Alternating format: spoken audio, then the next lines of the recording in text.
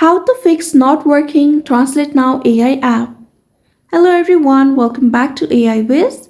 Today in this video, I will guide you on how to fix not working Translate Now AI app.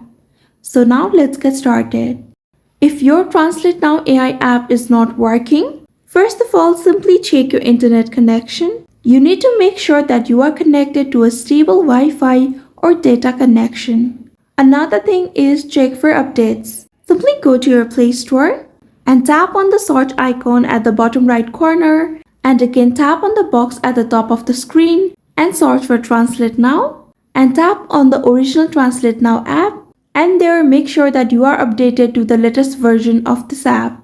Another step is restart your phone. After restarting your phone, it may fix some minor glitches. Last but not the least, try uninstalling and reinstalling the app. But if the issue persists, simply contact the customer service of Translate Now AI app.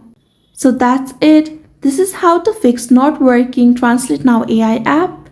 I hope you found this video helpful. Don't forget to like, share and subscribe to our channel.